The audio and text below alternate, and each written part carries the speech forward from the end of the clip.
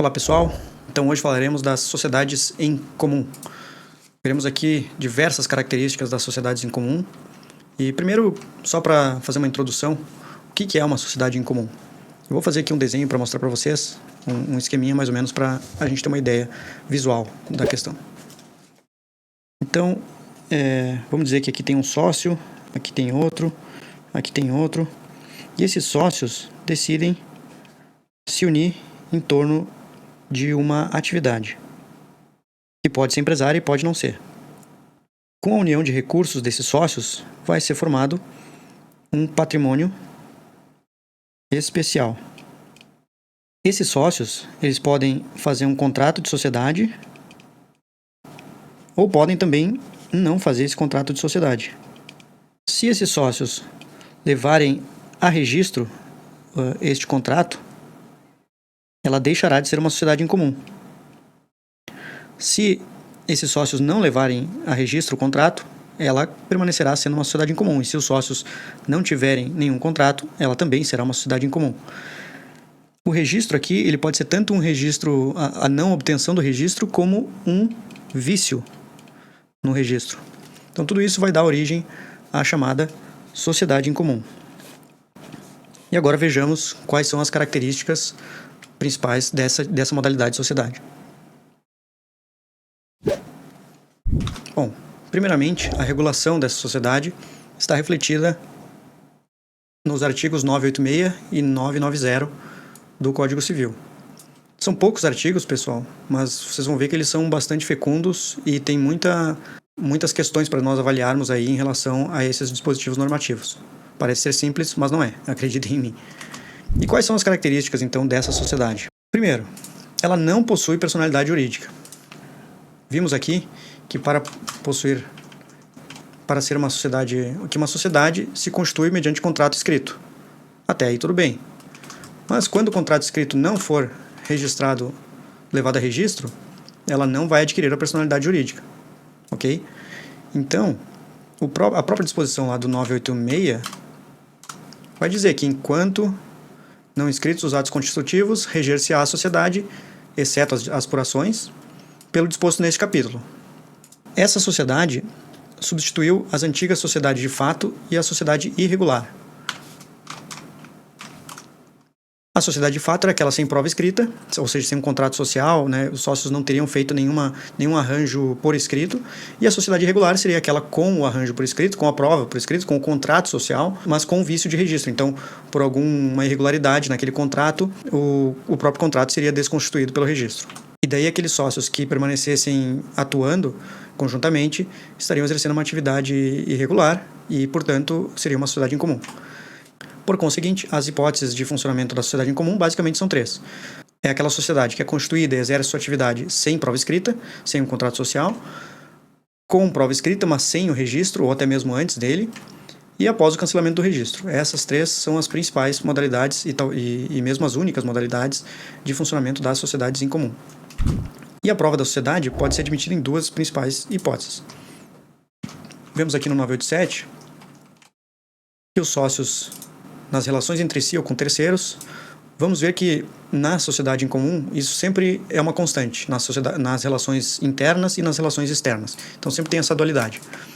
Nas relações entre si ou com terceiros, somente por escrito podem provar a existência da sociedade, mas os terceiros podem prová-la de qualquer modo.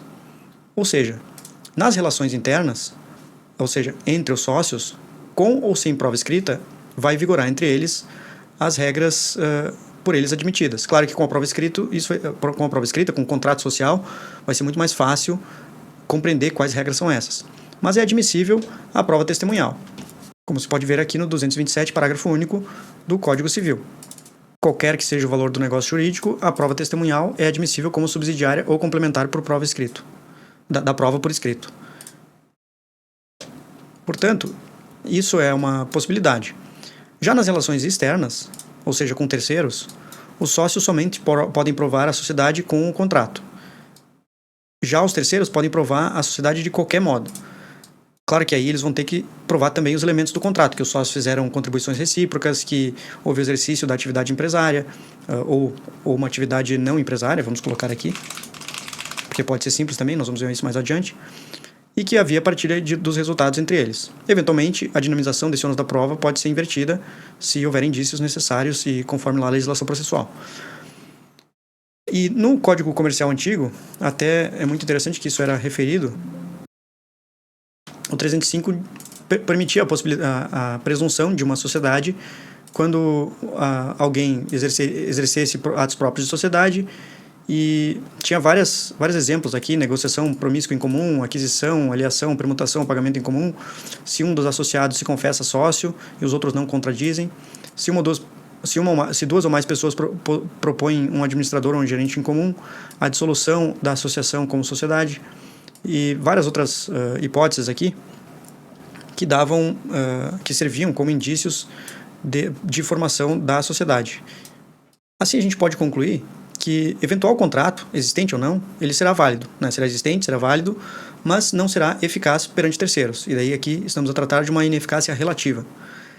Já o regime jurídico dessas sociedades, primeiro, cumpre demonstrar que o nosso Código Civil prevê a regra da tipicidade das sociedades, como se verifica aqui no 983.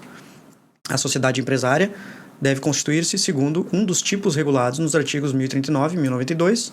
A sociedade simples pode constituir-se de conformidade com um desses tipos, e não o fazendo, subordina-se às normas que lhe são próprias.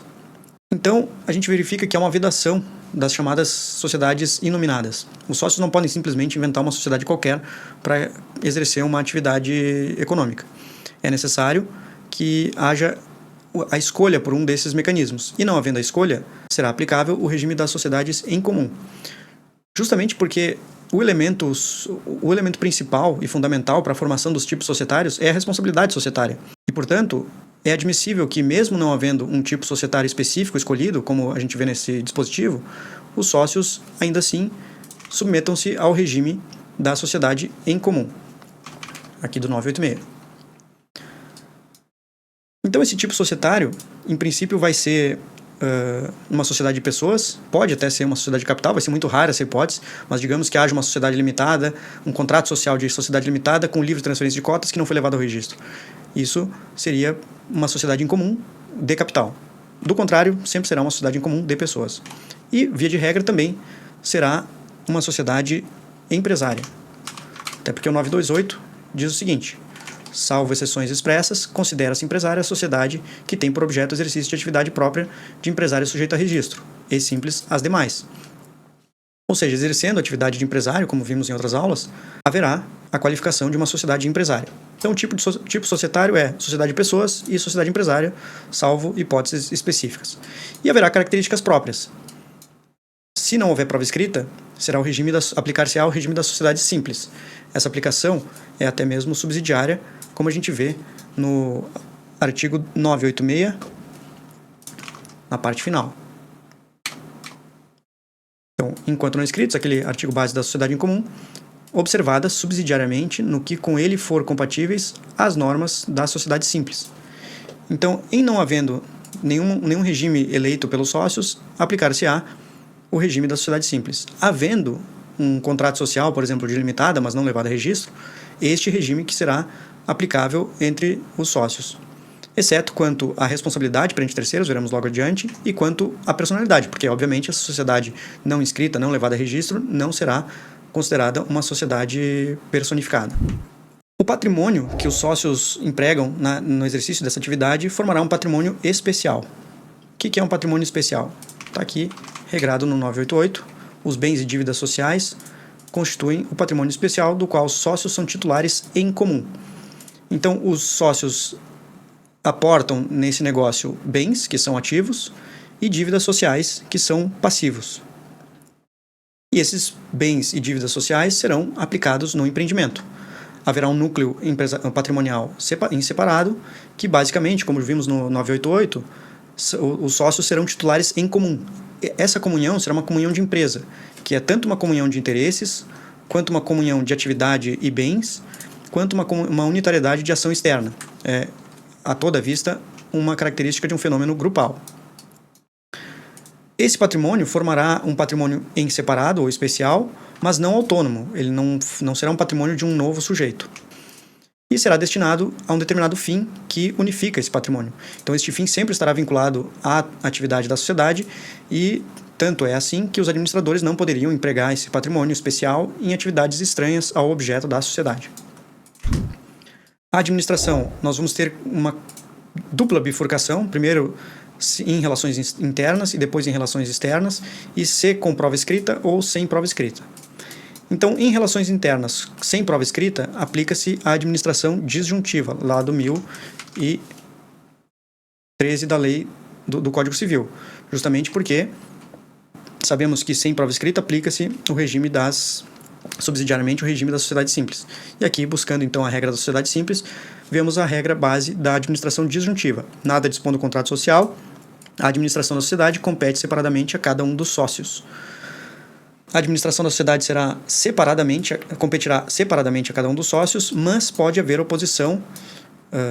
Aqui essa oposição é prevista no parágrafo 1º do 1013, ou seja, se a administração competir separadamente a vários administradores, cada um poderá impugnar a operação pretendida pelo outro, cabendo a decisão aos sócios por maioria de votos.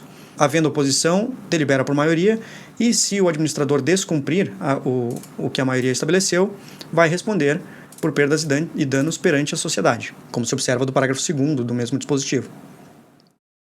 Já na sociedade, a administração, em relações internas, com prova escrita, com um contrato social firmado entre os sócios, respeitará aquele tipo jurídico escolhido entre eles. Exceto, aqui me parece, a nomeação de um terceiro para a administração. E essa nomeação de um terceiro seria possível na sociedade simples, mas seria incompatível, ao meu ver, com o regime das sociedades em comum. Porque nas sociedades em comum, um administrador que gere esse patrimônio em separado, a rigor vai acabar se tornando um sócio daquela sociedade em comum. Já nas relações externas, sem prova escrita, os bens sociais respondem pelos atos de gestão de qualquer um dos sócios. Com prova escrita, os bens sociais também respondem pelos atos de gestão dos sócios, salvo pacto expresso limitativo de poderes, com o terceiro que conhecia ou devia conhecer. Essa regra está prevista aqui no 989. Os bens sociais respondem pelos atos de gestão praticados por qualquer um dos sócios, salvo pacto expresso limitativo de poderes, que somente terá eficácia contra o terceiro que o conheça ou devia conhecer. Isso, na verdade, é um problema, porque no direito brasileiro já foi reconhecida a inaplicabilidade da teoria do ultra vires societatis, que são aqueles atos que extrapolam os poderes do mandato dos administradores, tanto é que foi excluído o parágrafo único do artigo 1015, que também estabelecia a mesma coisa para sociedades simples. Só parece que esqueceram daquele dispositivo das sociedades em comum. Com relação às deliberações, via de regra, aqui aplicando-se também o regime da sociedade simples, as deliberações serão tomadas por maioria de sócios. É o que vemos no artigo 1010 da lei. Quando, por lei ou pelo contrato social, competir ao sócio decidir sobre os negócios da sociedade, as deliberações serão tomadas por maioria de votos. Em caso de empate, se aplicará esse parágrafo 2º, em que prevalece a decisão sufragada por maior número de sócios em caso de empate, e se este persistir, decidirá o juiz. Então, no primeiro critério, estamos deliberando conforme a cota parte de cada um. No segundo critério, pelo maior número. E num terceiro momento, se ainda assim persistir o empate, o juiz decide. Quanto à responsabilidade, a regra geral é que a sociedade responde com o patrimônio especial pelos atos de gestão de qualquer um dos sócios. Já vimos lá o artigo 989.